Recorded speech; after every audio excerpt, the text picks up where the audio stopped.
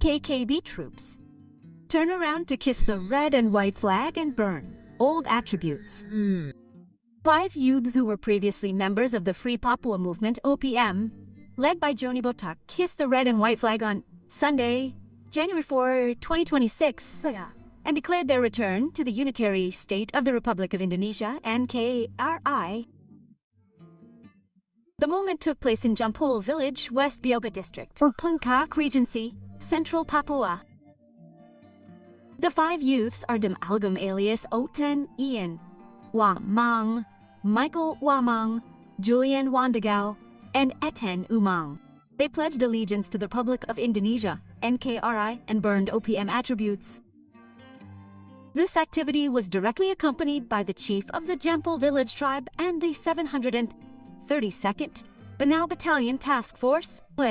They visited the Jampul strongpoint of the 732nd Banao Battalion Task Force accompanied by the chief of the Jampul Village tribe, Kung Wamang.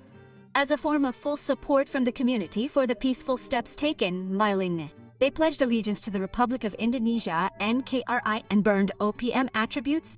5 sniper OPM Joni Botak takluk di tangan pasukan petir TNI, nyatakan tobat. Operasi non-tempur pasukan khusus Yonif 732 Banau yang dikenal dengan julukan pasukan petir karena kecepatannya menjalankan misi operasi, berhasil menundukkan 5 ex-sniper OPM Joni Botak. Diketahui, Joni Botak merupakan bos OPM wilayah Tembagapura hingga Intan Jaya. Namun dia tewas sejak pada April tahun 2023. Usai terlibat baku tembak dan berakhir tewasnya Joni Botak karena perebutan wilayah kekuasaan. Louis menuduh Joni Botak mata-mata TNI. Sisa-sisa anak buah Joni Botak inilah yang kemudian meneruskan perjuangan sang bos. Joni Botak dikenal sadis dan terlibat penyerbuan markas TNI di Intan Jaya, Tembagapura, dan Puncak. Menghadapi teror sisa-sisa pasukan Joni Botak itu, pasukan leader khusus Yonif 732 yang ditugaskan di Puncak melakukan pendekatan khusus lewat soft power humanis dan lewat komunikasi. Kelima pemuda itu, Damalkum alias Oten, Ian Uamang, Michael Uamang, Julian Wandagao, dan Eten Uamang. Kelimanya mendatangi titik kuat Jampul Satgas Yonif 732